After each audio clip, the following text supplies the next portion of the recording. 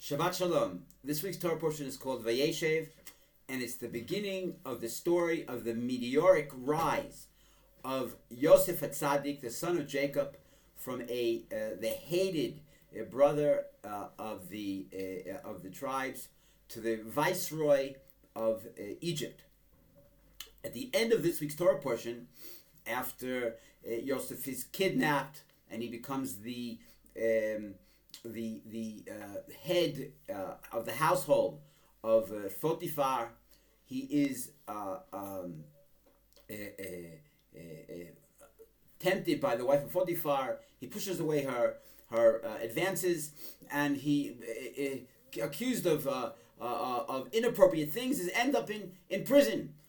Terrible situation. Hated by his brothers, but thrown in prison for on a trumped up charge. But it says that the head of the prison gave the entire prison into the hands of Yosef. Even there in prison, he was successful.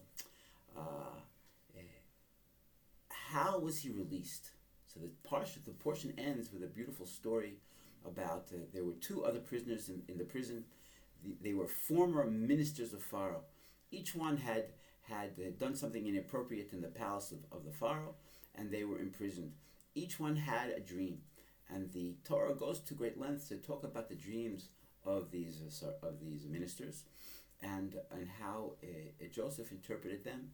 And because of the proper interpretation of the dreams, 2 years later he was freed. The question is, why does the Torah go into such a lengthy explanation of this? Okay, ostensibly it's about the same thing. It's about the power of Joseph to interpret, to have dreams, to interpret dreams that we found earlier in the Parsha.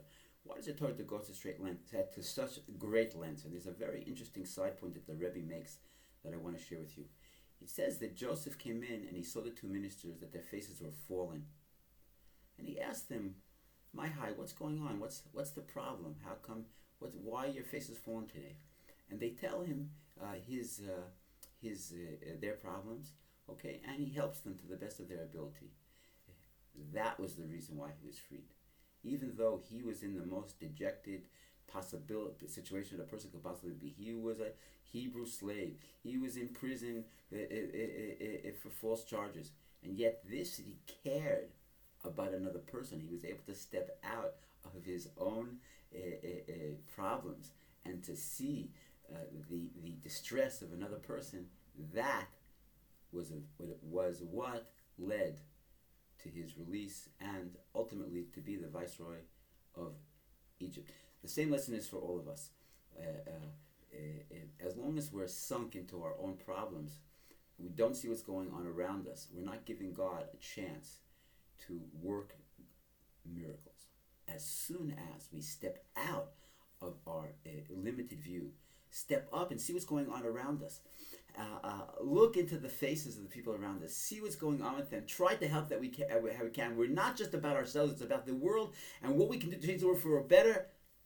That's when God can do his miracles, and that's when the redemption will come. Shabbat Shalom.